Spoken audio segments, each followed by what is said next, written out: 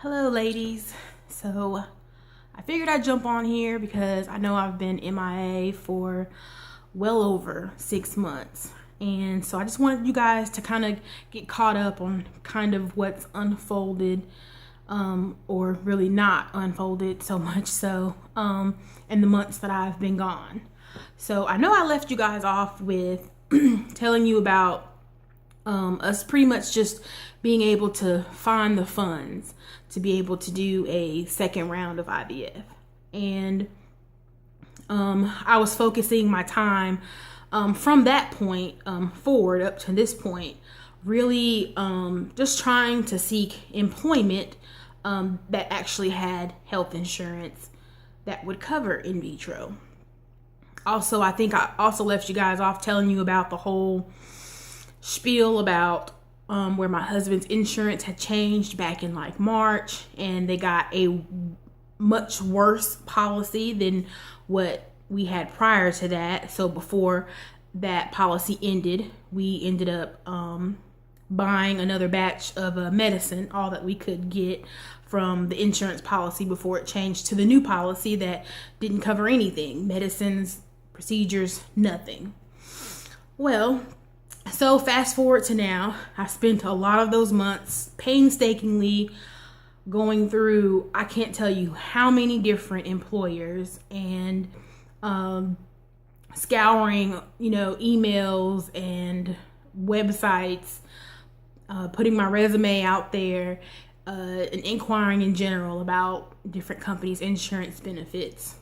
Also, in doing that, I discovered a few new things that I kind of didn't know. But of course, I'll touch on that in a different video. But I went through probably, I'm not kidding, maybe 70 plus different companies, agencies, all different types of employers looking for someone that offered that type of coverage.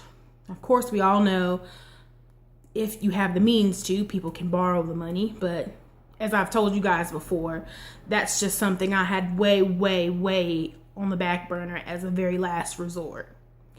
Well, more recently, pretty much what happened was we've had a lot of changes pretty much that took place in the last, especially 2 weeks, I want to say, between my husband and myself. My husband's ended up changing jobs within the last 2 weeks. And in looking at some of the paperwork that he has for the new job that he's starting, it looks like, from me scouring different documents that the company had online from their 2016 insurance coverage, or kind of like their summary of benefits or certificate of coverage, depending on what they call it. Their last one that they had posted for 2016, the company actually has coverage for infertility. Oh my goodness. When I saw it, of course, you guys know, I'm sure you guys would have felt the same way if it was you. Like, my heart was kind of palpitating, and reading through it further, it had said that for that 2016 time frame, they actually had increased the coverage to something like $15,000 for treatment once in a lifetime. And I think it just pretty much said something to the effect of, I think that your medicines for infertility might just fall under whatever your coverage was, as far as, your prescription drug coverage for the policy goes. So we're really crossing our fingers that, of course, that stays, because, of course, this is the end of 2016 and he's just starting that job.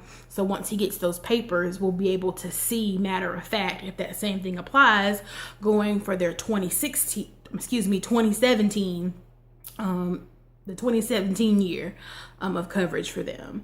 So we're hoping that pulls through. But right prior to this happening, we did resort to, after all the efforts I had put through, and you guys know I said this was an absolute last resort, I did not want to do it because I felt like it was just financial suicide, was we did end up getting a loan to attempt to do another round of IVF. With that being said, last week we actually went and saw the third clinic. Yes, third. So we had a consult with one of the physicians there, and I really didn't have any expectations kind of one way or another. Of course, I think it's maybe a thing with me. I always find something with how certain clinics really don't do things, I think, as effectively as they could. So of course, that's something that I was seeing from, I think, just the start of things. It wasn't going as smooth as I would have liked. But we had a consult with the doctor. I gave him the whole spiel about my history with infertility and what we've been through thus far. We ended up doing blood work that same day.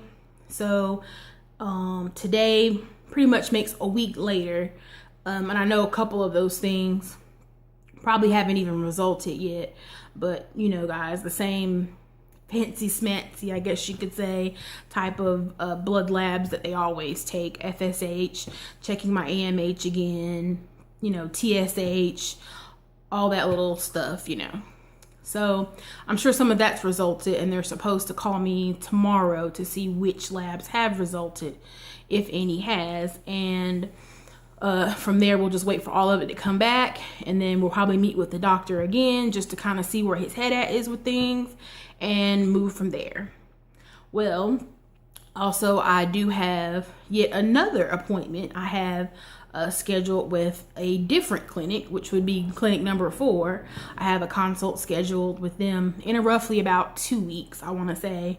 So we're going to probably go to that and, see how things pan out from there. And at least I'll be able to use my results from the blood work I got done with clinic number 3 to be able to show that physician, here's where we are. This is what we're trying to do with doing IVF, and then see where their head is with, getting a cycle started. But backtracking to what I just told you guys about with my husband having this new job and it looking promising and them having infertility coverage, now we're looking at, with the way it falls, every employer or every job in general is different for when your benefits actually kick in.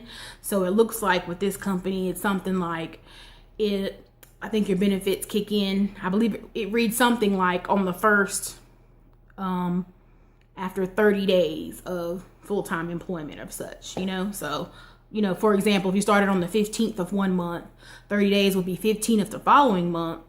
But then your benefits wouldn't kick in until the 1st of that following month. Does that make sense? Like if you start at January 15th, then 30 days would be February 15th. But yet your benefits wouldn't kick in until March 1st of that same year. So with the way that works out, what I'm pondering, but at the same time I'm not, because when I think about it, it's kind of a no-brainer to me, pretty much. Being that we're in December right now, that would make his benefits kick in like February 1st. So, when I say it out loud, it's kind of like a no-brainer. Like, what is waiting a month? Because even if we say we got the go-ahead, now that we went ahead and got a loan anyway to do another cycle of IVF, we could go ahead and just do a cycle and see how that pans out. Or the more I think about it, the smarter thing to do would be to just wait that month until the health insurance benefits kick in, and then use the insurance to do that next cycle, because it's just a month. And where I am right now, I'm on like cycle day 22, I believe, right now. So again, it wouldn't be that big of a deal, in essence. It's still only waiting a month, to do that. And of course, again, like I said, I'm really not pondering it. It's just that I know that makes the most sense out loud. But again, as I know you ladies can understand, you get to a point where you're just sick of waiting on everything, because you've waited. That's all you do is wait. You do something and then you wait, and then you wait some more. And then if you don't have the finances to do the next step in something, you'll wait some more. And it's just that repetitive cycle of waiting that I know you guys can sympathize with. But again, like I say, it's, you know, a no-brainer to wait to do that again. So at least I'm coming with that happy news of sorts to tell you guys about. But it, of course, it's been a long road. It's going to continue to be a long road. I know it's just not anything that's going to have like a quick fix. And I know nothing will happen overnight. But at the same time, I want to try to do everything I can to just facilitate the process. You guys know what I mean. Just to keep things running as smoothly as possible, just so we don't hit any unnecessary delays. It is nighttime right now. I'm recording this, so I know if this light looks awkward, it's because it's a weird light setup that I have. But yeah, so I wanted just to get on here just to give you guys that kind of just a little rundown of, you know, shortly what's taken place so far. And I hope that everybody's well and, you know, everyone's making progress in this kind of I don't know, I guess this kind of never-ending vortex, I guess you could say, of dealing with infertility in general. Because of course it's the most stressful thing I've ever had to deal with in my life. It is ridiculous, but nonetheless, I say I hope you guys are well. Please leave a comment down below. Let me know how things have been going with you, because there's a lot I got to get caught up with. A lot of you guys that I haven't. A lot of y'all have had babies or are pregnant. Congratulations to you. And yeah, like I said, just let me know, you know, how you guys have been, and I will definitely see you guys in the next video. Night, ladies.